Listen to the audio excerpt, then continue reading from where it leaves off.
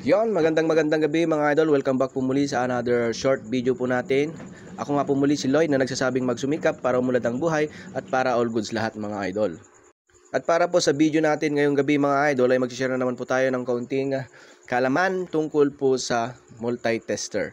Ito po ay klase ng multitester, analog multitester po ito mga idol. So atin pong tatalakayin kung ano po yung mga iba't ibang parte o parts po nito. At bago po natin talakayin ang mga parte po nito mga idol, ano nga ba ang multimeter or multitester mga idol? Ito pong hawak natin ay isang klase po ng multimeter or kung tinatawag din po natin na ohm. So ano nga ba ang gamit nito? No, ang multimeter po na ito ay isang test instrument na ginagamit sa electrical at saka electronics. Na kung saan po ito ay ginagamit upang sukatin po ang voltahe, no? Voltahe at current at yung resistance mga idol. Sa mga sabi ko nga kanina sa electrical at sa electronics circuits, no?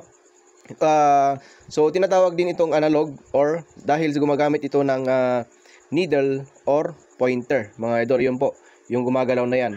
Tawag po dyan is needle or pointer. Ayan mga idol.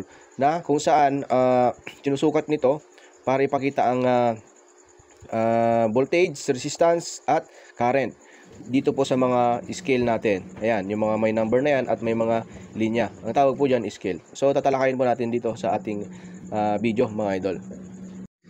Ayun mga idol, no? Tatalakayin na natin yung mga importanteng parts ito o mga parte, no? So unahin po natin dito sa may pointer or needle. So paano natin pagalawin yan? Pwede nating pagalawin yan. So i-set natin dito sa may resistance reading. Pwede na po dito sa may times 1. O kung may continuity, pwede rin po yon mga idol, no? Papagalawin po natin yan. So ito po yan, yung gumagalaw na yan po yung ating pointer na kung saan nire-represent niya yung ating sukat, kung voltahe man yan o current man yan o resistance. Ayan, so yan po ang ating pointer or needle. So next po ay yung ating scale. Yan, yung scale, yung may mga numbers na yan at may mga linya, yan po yung mga scale natin. Ano naman po ang function ng scale mga idol? So dito natin binabasa yung mga eksaktong sukat ng ating mga voltahe. Yan, yung red po na yan, dyan po natin babasahin yung voltahe, kuryente, dyan sa may baba, yung ampere, at yung resistance naman po, dyan sa may taas, yung pinakataas. Ohms reading, yan, ohms scale, resistance scale, ayan, dyan po sa taas. Dito yung pula ay yung AC natin, kuryente, voltahe. Ayan po, yung ating scale mga idol. So, ang pangatlo po nating tatalakayin na parte po ng ating multitester ay ito pong ating zero adjust knob or zero adjustment knob. So, ang gamit po nito mga idol kapag tayo po ay magka-calibrate, no? So, bago po na tayo magsukat ng continuity or resistance, dapat po nakakalibrate yung ating multitester. So, dapat po yung pointer natin naka-zero dapat. So, itong tester natin, hindi natin mapaabot doon kasi lobat na yung ating battery. So, dapat fully charged or bago yung ating battery na ilagay pag nagka-calibrate tayo. Pero okay lang, at least ipapaliwanag po natin dito. Ano? Yun po, ito yung i-adjust natin. Ano? Gagalawin po natin yan.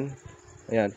Hindi po natin kasi makakuha yung accurate na reading kapag hanggang dito lang po yung kayang puntahan ng ating pointer. Dapat po, pag nag-calibrate tayo, dito sa 0, mga idol, nakatapat dyan bago tayo magsukat para makuha natin yung accurate reading or value ng ating susukatin.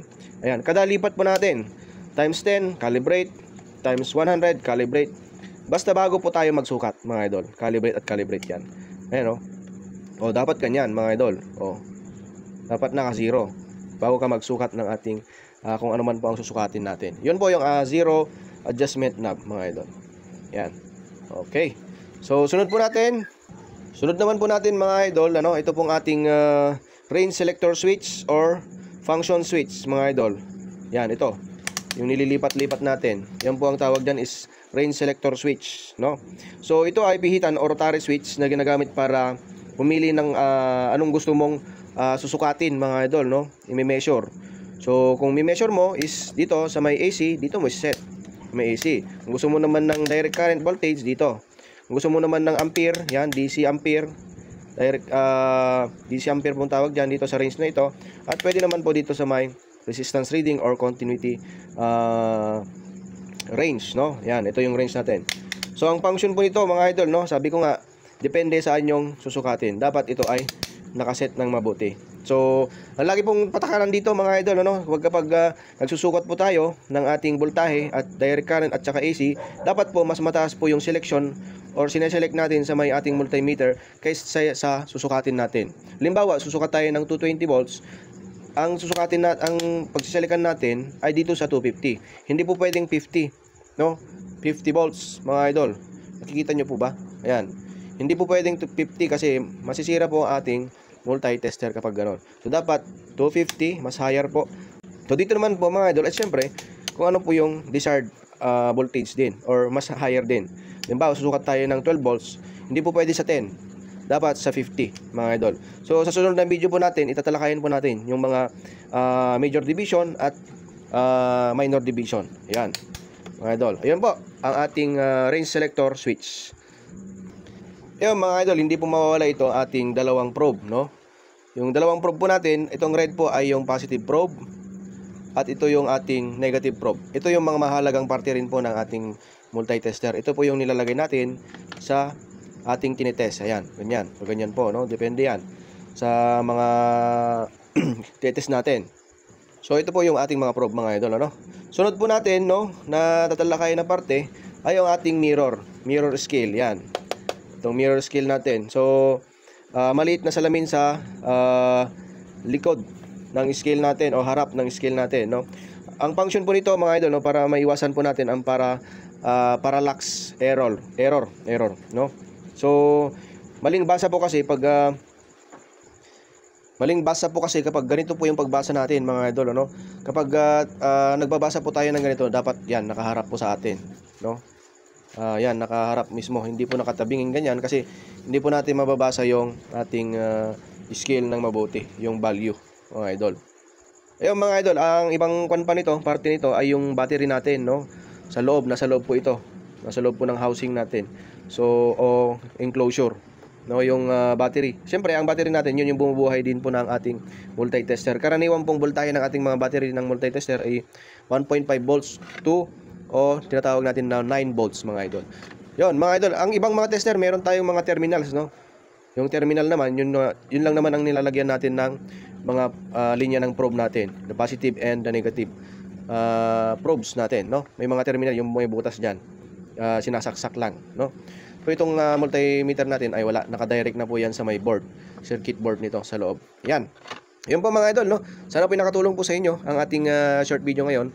At maraming salamat po ulit sa inyong panonood. Kung umabot ka man po sa oras na ito o sa minuto na ito mga idol, maraming salamat. At pwede nyo rin po i-share ang ating video para makatulong po tayo sa iba. At mag-follow na rin po kayo para ganahan po tayong gumawa ng mga video ganito mga idol. Maraming salamat mga idol. All goods po tayong lahat mga idol.